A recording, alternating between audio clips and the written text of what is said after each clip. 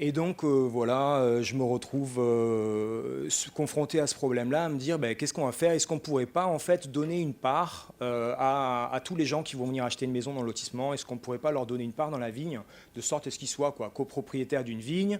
On pourrait laisser la vigne en fermage, et puis alors ben, peut-être qu'ils recevraient une bouteille de vin de leur vigne une fois par an, quelque chose comme ça.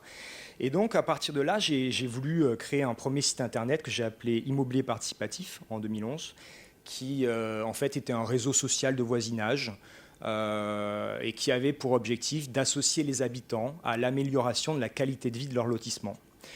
Alors, bon, chemin faisant, en fait, je me suis rendu compte qu'il fallait que je fasse connaître ce site internet, que peut-être que je dirais les maires de village, etc., seraient intéressés. Et j'ai appris que, en fait, tous les vendredis matin, les 36 maires de la communauté de communes se réunissent à l'aglo. Et je me suis dit, bon, bah, je suis allé voir en fait le directeur de l'aglo à l'époque, enfin son cabinet, en disant est-ce que je pourrais pas venir présenter mon site web là, à tous les maires un vendredi. Et en fait, il m'a proposé de rejoindre un groupe qui était en train de se former, qui s'appelait Perpignan 2020, où en gros des entrepreneurs locaux allaient monter, c'est un think tank, donc en gros on faisait un petit peu de lobby économique auprès du pouvoir public pour leur présenter des idées qui pouvaient redynamiser le territoire. C'était ça l'idée. Et donc c'est là que j'ai fait mes premières présentations publiques avec donc ce rôle un peu d'urbaniste, friendly sur la tech, etc. Et j'ai poursuivi l'exercice des présentations publiques à l'atelier d'urbanisme en 2014 et puis 2015 avec ce qu'on a appelé les after-work d'OpenPie, où là en gros on a invité des petits projets je ne sais pas si on parlait déjà de start-up, mais c'était des projets donc, qui croisaient à la fois des informaticiens, des architectes et des gens en gros qui s'intéressaient à l'urbanisme et à améliorer la ville avec la tech pour qu'ils puissent chacun pitcher comme ça, présenter dans des after-work. Et ça, en fait, après quelques mois ou un an, je me suis dit, bon, tu commences à avoir quand même une petite somme de projets intéressants sur la ville, sur le territoire, sur la ville de Perpignan. Et on s'est dit, bah, comment est-ce qu'on va le présenter aux habitants? Et c'est là que, avec l'Inmerir, j'ai bossé sur une cartographie 3D du territoire, que vous voyez là. En 2015, on a du coup monté ce qu'on appelle maintenant un digital twin. À l'époque, je crois qu'on ne l'appelait pas particulièrement. Et donc, c'était une carte 3D qui était hébergée sur le web, auquel tout le monde pouvait se connecter pour visualiser en fait, des projets d'innovation urbaine qui étaient modélisés directement sur la carte de Perpignan et de la première couronne. Et de là, en gros, bon, je me suis dit, il faut lever des fonds, enfin, il me faudrait des finances pour que je puisse embaucher mes devs, etc. Et là, j'ai commencé donc en 2017, j'ai largué les amarres, enfin, je suis parti à Paris avec ce projet sous le bras en me disant que ce serait plus facile quand même là-bas de trouver des financements. Et finalement, bon, chemin faisant, je me suis vite rendu compte que ce n'était pas forcément l'idée. Il faut quand même pas mal. Les investisseurs, ils investissent surtout dans des équipes, dans des gens, ils sentent qu'il y a une bonne dynamique, etc. Donc je me suis dit, bon, en fait, j'ai un petit peu laissé tomber ce projet-là. Et puis, je suis rentré dans un doctorat en urbanisme. Pour faire de l'analyse urbaine, en fait, je continuais toujours avec cette histoire de comment est-ce qu'on peut utiliser la tech pour améliorer la ville. Et je me suis retrouvé à apprendre à coder à ce moment-là pour faire du machine learning sur les analyses de réseaux sociaux. Donc en gros, je fais pas mal de web scraping, essentiellement Twitter, mais je croisais d'autres sources. Et puis ensuite, là-dessus, j'ai fait du NLP, donc l'analyse du langage. Pas mal de trucs pour essayer de détecter l'opinion publique en fait en fonction de tel et tel mot-clé, c'est-à-dire bah, qu'est-ce que dans telle ville il se dit sur Twitter à propos du hashtag transport par exemple. Et là en fait on fait une analyse de sentiments, voir un peu en fonction, on peut mettre ça sur une time frame, voir si au mois d'octobre il y a un pic de négatif, etc. Bon, bah, on peut essayer de savoir un peu ce qui s'est passé. Et donc ça, en fait, ça a donné naissance à Démocratie Studio, qui était un autre projet dans lequel, en fait, j'ai commencé à utiliser des simulations informatiques pour, je rentrais la data que j'avais collectée sur mes réseaux sociaux, je mettais ça dans des modèles et où j'analysais du coup l'éparpillement de l'opinion publique. Vous voyez là, on a un réseau qui à la base est neutre, il est gris, et en fait on a quelques points bleus et rouges qui ont certaines forces en soi de persuasion en fonction de la donnée qu'on a collectée sur le terrain. Et ça, en fait, on regarde comment ça s'éparpille sur le réseau, etc. Et bon, là, c'était intéressant, mais c'était une recherche scientifique. Donc, j'arrive à la fin de ma thèse en 2021 et je me dis, bon, ben, comment est-ce que tu vas pouvoir vendre ce genre de service? Et je commence à réfléchir un peu à voyager dans les économies émergentes. Donc, je voyage quelques mois sur le continent africain. Et en fait, je me rends compte que certes, il y a des bulles en fait, de tech, etc. Il y a des hubs de start-up. Mais il me semblait quand même qu'il y avait un manque plus profond en termes de l'infrastructure. Il y avait pas mal de choses à leur apporter avant ce genre de simulation. Et en fait, je me suis rendu compte qu'ils n'avaient pas de cadastre. Et en fait, c'est un problème qui est courant. À peu près la moitié des pays dans le monde n'ont pas de propriété immobilière sécurisée par l'État. Alors ça, je me suis dit, c'est quand même assez incroyable, ça crée plein de problèmes. Moi, je vais passer un peu vite là-dessus, mais pourquoi on n'utiliserait pas la blockchain pour enregistrer des titres de propriété? Parce que c'est un standard international, ils ont tous un smartphone à peu près, donc en fait, ils pourraient interagir avec la blockchain pour recevoir leurs titres immobiliers, etc. Et c'est là qu'en gros est né Partage. À peu de choses près, le fait de Partage traduit l'idée d'un fractional ownership, c'est-à-dire de détenir à plusieurs des parts dans des propriétés. Ça, je vous en parlerai plus tard. Mais donc, c'est ce qui permettrait de financer cette infrastructure de création de titres de propriété. Et donc, en fait, voilà, on en est à la blockchain. Donc, pour ceux qui ne savent pas trop, qu'est-ce que la blockchain? En gros, la blockchain, c'est un registre numérique qui est accessible à tous. Donc, on peut voir ça comme un livre de compte, si vous avez un peu de compta dans vos bagages. Et en gros, pour faire tout simple, on enregistre des transactions sur la blockchain. Donc, on va écrire à telle date, le compte A a transféré X unités de Y au compte B. Voilà. Et ça s'accumule comme ça, c'est la data qui s'accumule et qui est disponible de manière transparente, sécurisée et décentralisée. Alors, qu'est-ce qui fait la sécurité de la blockchain? C'est justement sa décentralisation, c'est-à-dire que chacun des utilisateurs de la blockchain détient une copie du registre dans son ordinateur local. Et donc, quelqu'un qui voudrait attaquer ou falsifier le registre devrait finalement hacker tout le réseau à la fois, ce qui est impossible d'un point de vue de puissance informatique, etc. au moins. Donc, voilà à peu près qu'est-ce qu'on appelle la blockchain. En fait, la blockchain, c'est composé de blocs. Donc, c'est des blocs dans lesquels on enregistre des listes de transactions qui sont encryptées. Donc, c'est un hash. L'information est hachée, donc elle n'est pas lisible, je dirais, comme notre langage à nous, mais elle est donc encryptée. Et ce qui fait la chain, c'est qu'en fait, les blocs sont liés par le hash du bloc précédent. Je vous ai un petit schéma ici, mais le bloc 1, par exemple, va avoir une certaine quantité de transactions dans sa mémoire. Et en fait, on va hasher la totalité des hashes du bloc 1 pour l'inscrire dans le bloc 2 en disant le bloc précédent correspond au hash machin. Et en fait, c'est comme ça qu'on arrive à avoir, c'est la base de données en fait qui est décentralisée et qui se tient comme ça sur Internet. Et à partir de là, à partir de cette technologie qui a commencé en 2009, on a finalement pas mal d'applications qui sont en train de se créer, des crypto-monnaies bien sûr, c'est les plus connus. Il y a pas mal d'idées autour de la logistique, des votes, etc. En gros, pour vous donner une petite histoire d'Internet, Internet avait démarré, je suis à peu près sûr que vous savez tout ça, mais Internet a démarré avec le Web 1, dans lequel les utilisateurs avaient un droit de lecture, et si vous vouliez amener de la nouvelle information sur Internet, alors vous créiez votre propre site Internet. On a basculé ensuite avec les réseaux sociaux au Web 2.0, où là, l'utilisateur a un droit de lecture et aussi d'écriture. Et ce qu'on attend de la blockchain, c'est qu'elle nous permette de créer le Web 3.0, c'est-à-dire un Internet dans lequel on a un droit de lecture, d'écriture, mais aussi de propriété sur les données. Aujourd'hui, la principale critique qu'on donne au Web 2.0, c'est que les utilisateurs ne détiennent pas leurs données. Et en gros, leurs données personnelles sont exploitées pour financer l'infrastructure d'Internet. Et donc, on essaye de corriger ça en disant, OK, au moins que les utilisateurs qui créent de la donnée soient propriétaires de leurs données. S'il y a des modèles d'exploitation, pourquoi pas, mais au moins qu'ils touchent une partie des revenus d'Internet, des revenus qui sont faits donc sur leurs propres données. Et donc, c'est là que je vais vous parler du NEAR Protocol. NEAR Protocol, en fait, prend exactement cet angle-là, c'est-à-dire qu'ils sont en train de créer un blockchain operating system, c'est-à-dire qu'aujourd'hui, la puissance informatique d'Internet est suffisante pour qu'on puisse y héberger directement les applications. Et donc NIR Protocol est en train de créer une infrastructure Internet qui soutiennent directement les applications décentralisées, qui permettent de sécuriser la propriété des données dans chacun des comptes utilisateurs et de faciliter les transferts de données d'un compte à l'autre. Il s'appuie sur quelques, je dirais, features.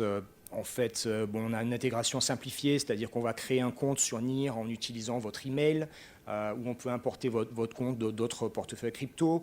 Ils ont réussi à développer un écosystème qui est assez proche de ce qu'on a l'habitude d'utiliser en Web 2. Donc vous avez un réseau social, un moteur de recherche, des chats, etc. Tout ça étant donc hébergé à partir de votre compte crypto. Et ce qui est intéressant ici, c'est qu'on est dans l'autodétention de la donnée dès la conception. C'est-à-dire que le jour où vous créez votre compte sur NIR, vous avez directement en fait un contrôle total sur toutes les données que vous allez publier sur le réseau, toutes les interactions que vous allez avoir dans le réseau se font à partir de votre compte et vous avez une propriété totale sur ce qui vous appartient et aussi un contrôle total sur ce qui sort de votre compte. C'est-à-dire chaque fois qu'une appli, chaque fois qu'un utilisateur va essayer de venir piocher une partie de vos données ou regarder une partie de vos données, vous avez une validation à leur envoyer. Ce qui est intéressant avec ce système de blockchain operating system, c'est-à-dire qu'il se construit, donc chaque fois qu'un développeur, de la même façon, va apporter une nouvelle brique ou une nouvelle pièce de code au blockchain operating system, en fait, cette brique va être disponible en open source, on appelle ça un widget. Et donc, en fait, les applications, au fur et à mesure que les réseaux gros, vous avez de plus en plus de briques disponibles. On n'est pas dans le low-code, mais ils essayent, à mon avis, de s'approcher un petit peu de ça, de sorte à ce qu'on puisse recréer, redéployer assez facilement des nouvelles applis en utilisant des bouts de code qui sont déjà disponibles, qui sont tous compatibles, etc. Voilà. Et votre data, donc, vous devez quand même, puisque tout est monnayé, puisque vous êtes propriétaire, vous avez quand même à supporter le coût d'hébergement de votre donnée, qui coûte pas très cher. Je pense que quand on envoie une transaction, quelque chose comme ça, c'est de l'ordre de 1 centime à peu près. Mais donc, généralement, vous allez mettre, mettons, 20 €, 50 € sur votre compte pour commencer à interagir avec le réseau, héberger vos données. Le jour où vous décidez de supprimer votre compte, vous récupérez l'argent que vous aviez mis en fait pour supporter votre data. Donc ça, c'est cool. On est sur un modèle qui est relativement développeur-friendly. Et l'Explorer, en gros, Ah oui, je vais vous parler des réseaux, au cas où vous ne le sachiez pas. Les blockchains, généralement, se développent, on a 3 niveaux de réseau. Donc, c'est la même blockchain, mais qui est dupliquée en 3 fois. Vous pouvez générer souvent un DevNet, c'est-à-dire un réseau que vous allez utiliser localement pour tester vos applis.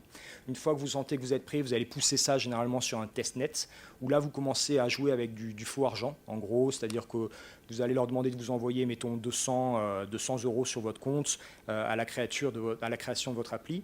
Et alors, vous retrouvez, effectivement, vous allez commencer à pouvoir tester vos trucs. Il y a tout un réseau parallèle, en fait, donc les utilisateurs vont venir utiliser votre appli, etc. Mais tout ça va se passer en faux argent pour être sûr de bien détecter tous les bugs, d'être sûr que vous êtes certain de votre code, etc., que tout fonctionne comme vous voulez.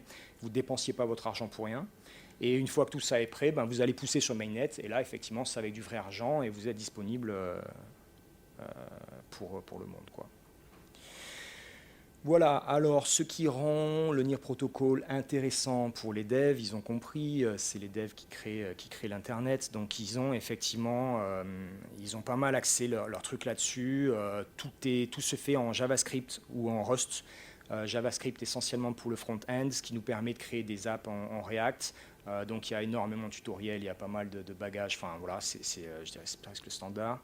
Rust est utilisé pour le back-end, pour les smart contracts essentiellement, quoiqu'ils ont aussi en fait un back-end qui est compatible en JavaScript. Donc en gros, si vous vouliez faire une full app en JavaScript, front-end et back-end, ce serait faisable. Ils utilisent WebAssembly qui est très pratique donc pour compiler en fait vos éléments dans le navigateur web et tester directement pendant votre dev en fait à quoi va ressembler dès que vous bougez une pièce, etc. Comment est-ce que ça va réagir sur l'appli finale. Et on a un système compatible VM, c'est-à-dire qui est compatible à la machine virtuelle d'Ethereum, qui devient la norme un peu pour l'interopérabilité multi-chain. C'est-à-dire que choisir une chain qui est donc compatible VM, vous dites, OK, si demain mes adopters arrivent par la blockchain Polygon, par exemple, il y a pas mal de chances pour que j'arrive à bridger les deux chains ensemble. Voilà, autre chose intéressante, 30% des frais de gaz sont rétribués aux développeurs. C'est-à-dire que bon, la blockchain se rémunère. En fait, chaque fois qu'une transaction est enregistrée sur la blockchain, on doit payer donc pour envoyer. Donc c'est la puissance informatique qui est appelée à enregistrer la transaction, qui doit être supportée par les gens qui font la transaction. Donc pour faire tourner les serveurs, en gros, on appelle ça des frais de gaz. Et donc ici, 30% de tous les gaz qui sont collectés par la blockchain sont directement redistribués aux développeurs, ce qui est relativement fair. Et puis je vous parle de mon expérience perso, mais pour le coup, c'est vrai qu'ils donnent pas mal de bourses d'accompagnement. Là, j'ai participé à un hackathon le mois dernier, j'en parlerai après, mais en gros, ils nous ont envoyé $1000 pour couvrir nos... Enfin, c'est 2 euros. C'est de l'USDT, mais ils sont basés en Europe, soit. Donc ouais, ils nous ont quand même donné l'équivalent de $1000 pour couvrir nos dépenses, ce qui est relativement cool. Voilà. Bien, comment ça marche techniquement? En fait, NIR se base sur des comptes, essentiellement des clés. Alors vous allez voir, en fait, chaque compte, chaque fois que vous allez créer un nouveau compte sur NIR, vous avez normalement, ce compte est généré par un random number, c'est-à-dire que vous avez peut-être déjà vu ces crypto wallets, vous avez une longue liste de numéros et de chiffres, en fait, qui est l'encryption de votre adresse. Ici, on a un système assez pratique, c'est-à-dire que dès le début, on vous propose de choisir un nom. Donc pour moi, par exemple, mon nom, c'est jcarbonate. Donc jcarbonate.nir, c'est mon compte officiel, c'est mon compte sur Mainnet. Et jcarbonate.testnet, c'est celui que j'utilise dès que je veux en fait faire des trucs sur le testnet. Ça rend les choses très pratiques parce que si vous voulez que quelqu'un vous envoie un paiement, si vous voulez que quelqu'un vienne aussi regarder sur votre réseau social ce que vous faites, en fait tout se fait à partir de votre compte nominatif. Donc c'est beaucoup plus facile plutôt que de partager une longue liste de nombres que personne ne peut retenir. Simplement vous donnez votre nom ou votre pseudo et vous avez un accès direct à l'autre personne. Et en fait, bon, alors on a 2 niveaux de compte. On a un niveau de compte supérieur, c'est ce dont je viens de vous parler, et on a des sous-comptes. Un compte supérieur peut avoir autant de sous-comptes qu'il le désire. Par exemple, là, quand je déploie un contrat, le contrat du partage lock avec mon compte jcarbonate, en fait, le contrat est déployé à l'adresse partagelock.jcarbonate.testnet. Alors c'est pareil, ça vous permet de relativement facilement retrouver les smart contracts, les trucs, etc. Et donc, en fait, vous voyez comment ça fonctionne en termes de clés. Ce sont des paires de clés. Donc, à partir de votre nom de compte, vous avez une paire de clés qui est générée à chaque fois que vous allez onboarder sur une nouvelle appli, etc. ou enregistrer un nouveau contrat en relation avec votre compte. Donc une paire de clés est créée, vous avez la clé publique qui est votre identité et la clé privée qui sert de signature pour valider chacune des transactions entrantes ou sortantes de votre compte. Et à partir de là, en fait, à peu près tout s'organise là-dessus. Vous avez à la fois les contrats et les utilisateurs qui utilisent les paires de clés pour signer les transactions. De façon que, par exemple, Bob, qui voudrait envoyer un bonjour Alice, va envoyer son message sur la blockchain, va être encrypté en utilisant la clé publique d'Alice. Donc, c'est une double encryption qui vient à la fois du message de l'émetteur et de la clé de l'émetteur. Ça va être publié publiquement sur la blockchain, donc quelque chose que personne ne peut comprendre. Et seule Alice va pouvoir décrypter le message en utilisant sa clé privée. Voilà, un compte peut avoir un nombre illimité de clés et par ailleurs, on peut déléguer des clés avec différents niveaux de fonctionnalité, c'est-à-dire que certaines clés vous donnent un accès total au smart contract, alors que vous pouvez parfois déléguer pour une appli en question, une appli particulière, vous pouvez déléguer un simple appel de fonction. Donc, vous ne voulez pas que l'appli puisse communiquer avec vos comptes sur la totalité des fonctions du contrat et la totalité des fonctions de l'appli. Vous allez simplement déléguer un accès unique qui est spécifique à cette fonction, genre envoyer de l'argent, mais ils ne peuvent pas demander de tirer de l'argent, ce genre de truc. Et ça nous permet, donc ce système de un compte, plusieurs clés, permet aussi de débloquer des fonctionnalités comme le multisig. Multisig, c'est quand vous avez plusieurs signatures, admettons dans une DAO, admettons que vous créez une organisation à plusieurs et que vous voulez qu'il n'y ait pas une seule personne qui soit en charge de la clé pour valider les transferts. Mais en fait, vous dites, bon, bah, OK, on va être 3 et il faut qu'à chaque fois, les 3 signent la transaction pour que la transaction soit validée. Donc ça, c'est ce genre de choses qui sont possibles. La rotation de clés, les délégations de rôle. Je vais regarder quelle heure il est. OK. Dernière pièce importante du fonctionnement du NIR Protocol, c'est le smart contract. Un smart contract, c'est en fait une pièce de code comme un script qui s'exécute automatiquement depuis votre compte hôte. C'est-à-dire vous allez pouvoir par exemple programmer un smart contract pour le time locked wallet. C'est un contrat où, admettons à la naissance d'un enfant ou je sais pas, quel que soit l'événement, mais vous voulez mettre un peu d'argent quelque part et vous voulez dire que ça va se libérer automatiquement à ses 18 ans, mettons. Donc en fait, vous allez déposer votre argent ici. Personne ne pourra y toucher et puis le jour le jour de la date d'ouverture, vous allez avoir directement les fonds qui vont être disponibles avec les intérêts, etc. C'est une appli un peu simple. Il y a pas mal d'autres choses qui peuvent se faire. Et donc, comme je vous ai dit, les smart contracts sont écrits en JavaScript ou en Rust. Ils sont compilés par WebAssembly. Ils sont déployés par le compte hôte. Et une fois qu'ils sont déployés, ils peuvent être appelés par tous les comptes selon leur niveau de droit. Quelques idées. Les DAO, des Decentralized Autonomous Organizations, c'est des choses qui permettent de prendre des décisions à plusieurs. Donc, c'est l'organe, je dirais, gouvernemental ou politique un peu de la blockchain. On peut être 10 000, 20 000 ou je sais pas, même 200 à se réunir autour d'une idée, dire on veut pousser ce projet ensemble, on a tous un droit égal, on est 200 et donc on va organiser nos votes pour prendre des décisions sur telle et telle proposition. Les marketplaces servent généralement à acheter et vendre des pièces d'art digitales. C'est la version, je dirais, Web3 des sites de commerce, etc. Et le DEX, c'est les échanges décentralisés qui permettent donc à des utilisateurs d'échanger leur monnaie. Admettons vous ayez collecté des jetons NIR en participant ou au travers de vos activités. Vous aimeriez bien récupérer du Bitcoin ou de l'Ethereum en échange de cet argent que vous avez sur votre compte en NIR. Donc vous allez utiliser un DEX pour faire ce genre de choses.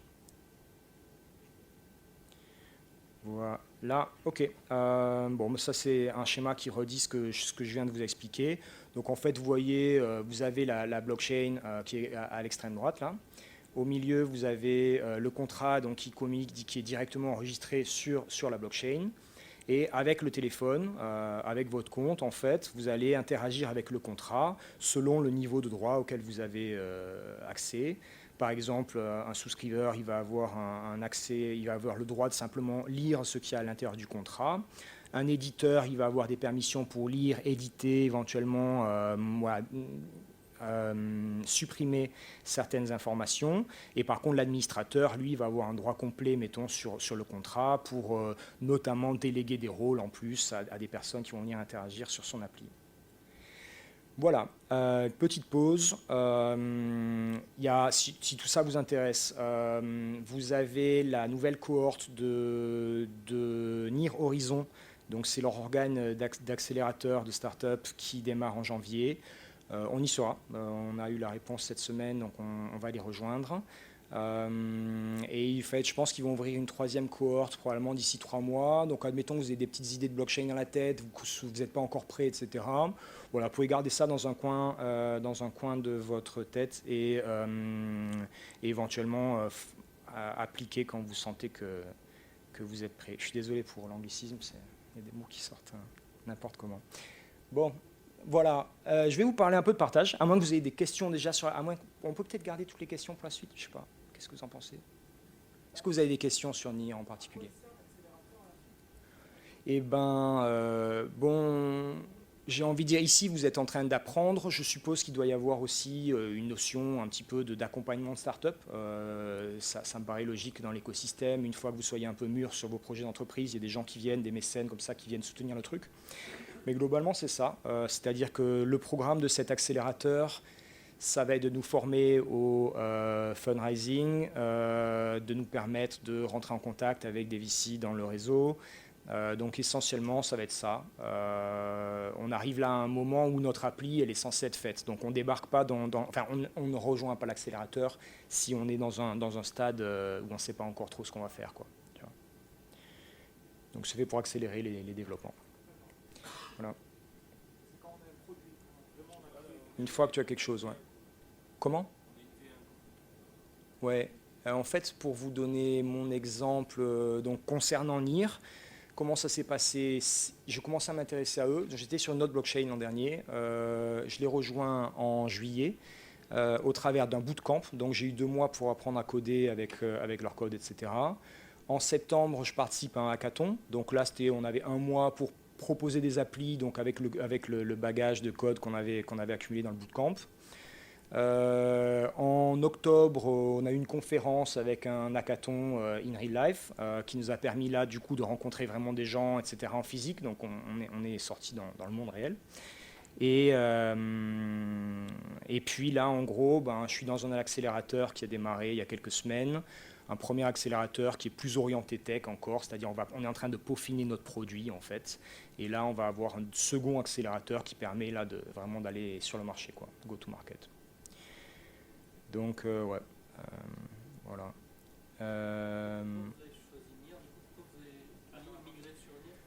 Justement pour le support.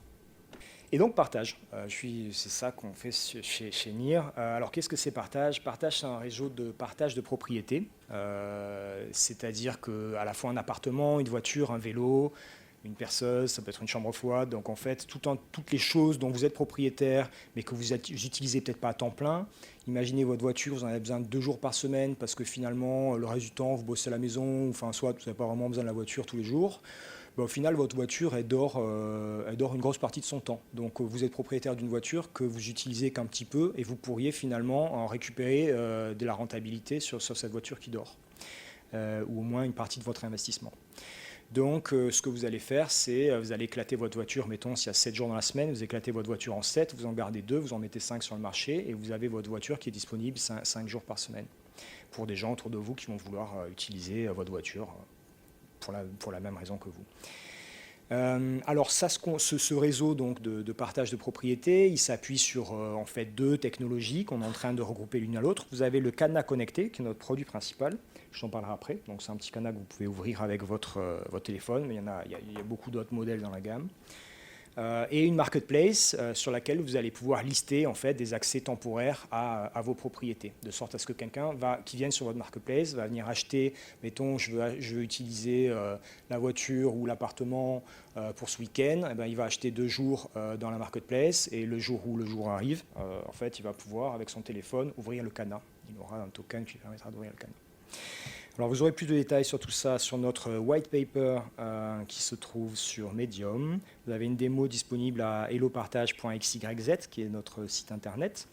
La démo date du mois de juin. On est en train de tout refondre avec ce nouveau cadenas qui est une nouvelle feature. Et en fait, on a présenté ça, donc, comme j'ai dit, à la conférence au NIRCon, et on a fini parmi les finalistes. C'est vraiment cool. Il y avait beaucoup de monde. Je crois qu'il y avait 3000 personnes au total. Il y a eu 700 participants au hackathon, 61 projets qui ont passé la ligne d'arrivée. On a fini parmi la petite dizaine qui a pu se présenter donc, à la grande salle. Ça fait très plaisir. Et en gros, qu'est-ce que c'est notre constat? Notre constat, c'est que l'économie du partage des années 2010, c'est-à-dire en gros Uber, Airbnb, etc., certes, ils ont initié un changement de paradigme. C'est vrai qu'on n'a plus besoin d'être propriétaire de quelque chose pour simplement accéder à un usage temporaire. Ça, c'est très bien. Mais il est venu quand même avec pas mal d'inconvénients, notamment des monopoles. C'est quasiment mission impossible aujourd'hui de s'attaquer à Airbnb ou à Uber. Enfin, ça vient plus à l'idée de grand monde. La précarisation de l'emploi, ils ont quand même sérieusement précarisé tous les travailleurs qui bossent pour eux, les petits livreurs Deliveroo, etc., ils sont payés une misère. Et c'est censé au départ être des compléments de salaire, et puis au final ça devient des jobs à temps plein parce que le marché de l'emploi il est ce qu'il est. Et ils sont quand même en partie responsables de la destruction des marchés préexistants, puisqu'ils sont des logiques de disruption. Donc, moi, il me semble qu'ok, ils ont fait un boulot sympa, mais quand même, il serait largement temps de passer à l'étape d'après. Et je pense que l'économie du partage 3.0, celle qui s'appuierait sur la blockchain, en fait, elle serait décentralisée par nature, elle pourrait appartenir à ses usagers. C'est-à-dire que tous les Uber drivers, par exemple, ils pourraient être propriétaires d'une partie de Uber, puisque tout ça serait inscrit directement dans la blockchain. Donc, construire une économie de partage qui appartienne à ses usagers et qui respecte la privacité des données, ça nous permettrait de sérieusement faire un grand pas en avant. Bon, ma preuve de concept, en gros, je me suis rendu compte en fouillant un peu sur ce pitch qu'il y a une boîte qui s'appelle Slockit qui avait proposé ça déjà en 2016. Ils ont levé 12 millions d'Ethereum, donc il y a quand même un beau soutien du marché pour cette idée-là. À l'époque, ça valait 150 millions de dollars, mais aujourd'hui, ça vaut 4 milliards avec l'inflation de l'Ethereum, etc. Donc voilà, belle monopolisation du marché sur ce projet-là. Et en gros, comment ça marche? L'utilisateur, il va venir sur notre site internet, hellopartage.xyz, il connecte son wallet, il va choisir les dates qui l'intéressent, il transfère un paiement qui est enregistré du coup sur la blockchain NIR. Là où le propriétaire de l'asset, de la propriété partagée, peut contrôler du coup la mise sur le marché de journée ou de temps en fait d'usage partagé, et peut lui révoquer les accès à n'importe quel moment. À partir donc du moment où l'utilisateur a envoyé son paiement, donc il a clos un deal avec le propriétaire, la blockchain lui envoie un token dans son wallet et il utilise du coup son wallet pour ouvrir le cadenas une fois qu'il arrive à la porte. Un hacker, quelqu'un qui voudrait ouvrir le cadenas sans avoir acheté un accès, se retrouverait bloqué à la sortie, puisqu'en fait, les smart contracts ne fonctionnent que, les seuls à pouvoir appeler certaines fonctions comme le listing du smart contract, ça va être le propriétaire. Et pareil, le token, chaque chose en fait qui est créée sur la blockchain a un numéro d'identité qui lui est unique. Donc en fait, même avec un faux token ou un token déprécié, ce ne serait pas possible d'ouvrir la porte. Je vous grossis un peu le truc. Voilà, en termes de roadmap, où est-ce qu'on en est? Je ne vais peut-être pas tout vous passer en revue. J'ai démarré effectivement, je pense que la première fois que j'ai parlé de tout ça, c'était en avril 2022, avec cette idée de faire Donc là, on est en septembre 2022. En septembre, j'ai pitché à Data Native, qui était une conférence à Berlin, où là, j'avais déjà l'idée de faire de l'immobilier fractionnalisé, c'est-à-dire être plusieurs à détenir des propriétés immobilières. J'ai commencé à recruter une équipe. On a eu notre première existence sur les réseaux sociaux, etc. On a rejoint le préaccélérateur Stax. On arrive 2023, voilà, on a eu un premier produit qui était sorti en juin. J'ai essayé de rentrer au Y Combinator à San Francisco, ça n'a pas marché. Ils ont pris quasiment que des entreprises sur l'IA cette année.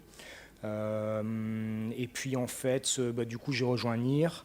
Et là, vraiment, mon souci, ça a été de dire, bon, ok, cette histoire de détenir des parts dans des propriétés, c'est bien, mais quelle serait la motive, en fait, hormis l'usage partagé? Comment est-ce qu'on peut, en fait, gérer l'accès physique à la propriété en question? Et c'est là qu'en fait, je suis venu avec cette histoire de cadenas. Et donc, on en est là, quatrième trimestre 2023. On est en train de construire du coup notre troisième MVP. Il y a eu beaucoup de pivots, honnêtement. Je pense qu'on a fait 5 pivots faciles là l'hiver dernier.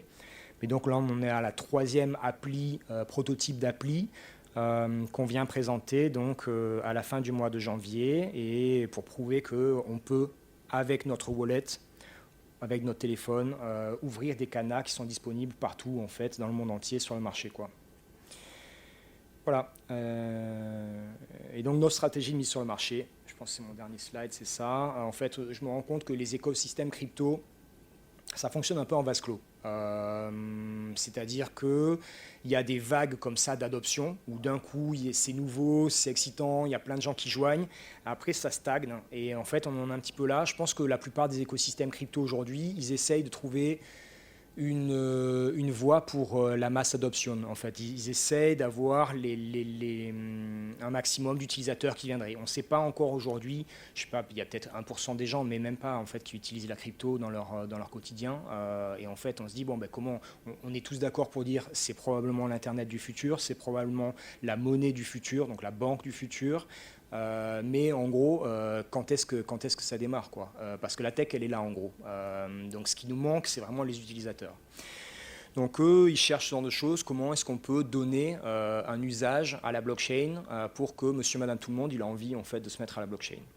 À peu près toutes les industries ont pas mal bossé sur la blockchain ces dernières années. Ils ont tous essayé d'intégrer des plans blockchain dans leur projet de développement. Donc ils voient bien qu'il y a quelque chose de prometteur ici. Et je me suis rendu compte que le marché des serrures connectées était très compétitif. C'est-à-dire qu'en gros, en fouillant un peu, j'ai trouvé 60 marques qui proposent des serrures connectées. Et au final, il y en a plein qui cherchent des niches de marché pour pouvoir commencer à vendre leurs produits. Et donc moi, je me suis dit, bon, en fait... c'est pourquoi je ne leur proposerais pas d'être, par exemple, la marque qui fonctionne avec la crypto. Parce qu'aujourd'hui, ça ne se fait pas trop. Pour l'instant, les serrures connectées, la plupart ne sont pas sur la crypto. Et donc, pas mal de bonnes nouvelles sont arrivées la semaine dernière. J'ai signé un partenariat avec Masterlock, qui est quand même une très grosse marque de Cana. Ils ont aussi un ouverteur de porte, donc ça va être pas mal du tout. On peut vraiment couvrir pas mal de démos, d'études de cas avec ça. On a validé donc le fait qu'on rentrait dans l'accélérateur dont je viens de vous parler et j'ai eu une discussion avec Mintbase qui est une marketplace NFT qui aime bien ce qu'on fait. Ils aimeraient bien développer eux le segment des access tokens, c'est-à-dire en gros si vous voulez aller, je sais pas, à un concert ou quelque chose comme ça, les gens achèteraient un NFT pour pouvoir scanner l'entrée. Donc c'est comme un ticket digital, mais qui aurait des trucs en plus parce que ça serait sur la blockchain, etc. Je ne vais pas trop vous donner de détails là. Mais donc on a envoyé une demande de fonds et si tout se passe bien, on croise les doigts, on devrait probablement décrocher une bourse à 10 000. On leur a fait 2 plans. Si vous nous donnez 10 000, on fait ça. Si vous nous donnez 50 000, on fait ça. On va voir. La prochaine étape, c'est le Pitch Day à l'Encode Club le 24 janvier, où j'espère vraiment que ce nouveau MVP sera prêt. Voilà l'équipe, on est 6 en ce moment, tout le monde n'est pas là à temps plein. Je suis le seul en gros qui travaille à temps plein. Daniel a eu pas mal d'examens ce mois-ci, donc il va me rejoindre là à temps plein quasiment en janvier. Sophie pareil, va pas mal bosser sur le marketing en janvier. Voilà. Et en fait, pour vous dire honnêtement, le plus difficile de construire ma boîte là, ça fait un peu plus d'1 an et demi que j'y suis sur celui-ci. C'est vraiment la workforce, franchement. Et je pense que ce que vous avez ici en passant par ce genre de programme, c'est là où vous connaissez pas mal de devs, vous allez rencontrer des gens avec lesquels derrière vous allez pouvoir évoluer, créer des projets avec l'un, puis peut-être 6 mois après avec l'autre, etc., en fonction des parcours de chacun. Et ça, franchement, c'est l'or parce que le plus dur, en gros, c'est pas tellement la bonne idée. Bon, les partenariats, etc., ça se négocie si vous avez un peu la fibre commerciale. Ce qui est vraiment difficile, c'est de trouver des gens qui aient du temps à passer sur le code, parce qu'en fait, ça, il n'y a personne qui peut l'esquiver, quoi. Donc voilà, on a été 3 fois 7 quand même l'an dernier, pas tout le temps les mêmes. En gros, les gens viennent pour un gros 3 mois, et puis bon, après, ça part sur d'autres choses, ça s'éparpille un peu, ça perd la motive, etc. Voilà, si vous voulez nous contacter, n'hésitez pas, on est sur tous les réseaux sociaux. Le principal, ça reste Telegram. Vous pouvez scanner ça si vous voulez nous envoyer un message. Sinon, on est sur Discord.